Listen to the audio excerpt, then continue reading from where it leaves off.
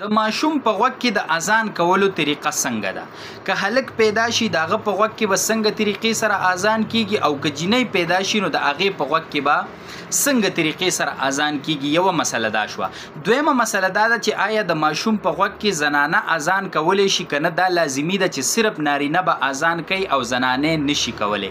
دا اهمه او ضروري مسله را سره په دې ننني کلیپ کې وپېژنئ په مختصرو الفاظو کې. ګوره جي په دې باندې ځان پوهه که چې کله ماشوم پیدا شو که هغه هلک دی او که جینۍ ده، د دواړو طریقه یو شان ده، څه بدلوالی پکې نشته.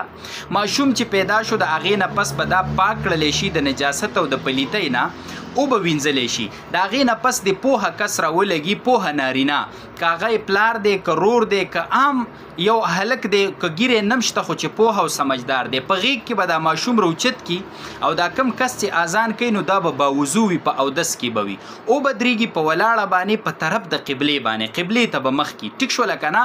او اذان به په ښي غوږ کې ورته شروع کی، خو په مناسب آواز سره، داسې آواز چې نه ډېر زیات تیز وي چې د دې ماشوم کچا او کمزوري پردې دي چې هغې ته نقصان ورنکي چرته، او نه دومره سلو وي چې دا ماشوم یې نه اوري. په مناسب آواز سره به د ده په ښي غوږ کې اذان شروع کی، خو غوږونو له به ګوتې دا نه وړي. ښه، دغه اذان کې به غوږونو له ګوتې نه وړي. دا ماشوم به د سره په غېږ کې وي، اوچت به یې نیولی په طرف د قبلې باندې.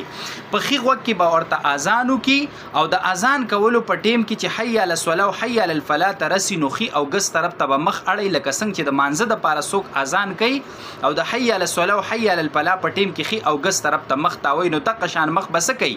دې سره تاوی. نو په ښي غوږ کې اذان شو او په ګس غوږ کې به څه وکړي؟ اقامت به وکړي. دا د هلک او د جینۍ د دواړو دپاره دا یوه طریقه ده. دا خبره خو ختمه شوه.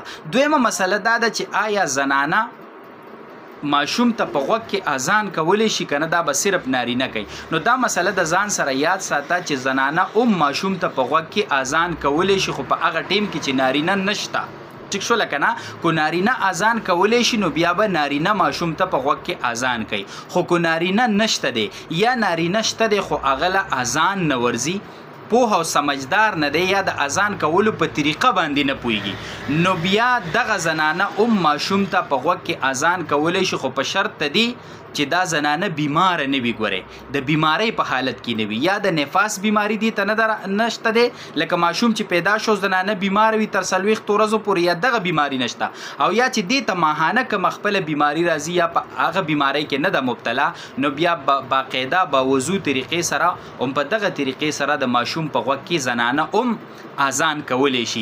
دا زما محترم ورونو یو اهمه مسله ده، او چې هر چا له زده کول پکار دي، ځکه هر چا ته داسې حالاتو سره مخامخ کېدل دا راتلی شي، نو پکار ده چې دې ته دا مسله زده وي او دا ورته یاده وي، نو چې په دغه طریقې سره یې کوي، نو په خپله هم زده کوي او د ملګرو سره هم شیر کوي. وصلی الله علیه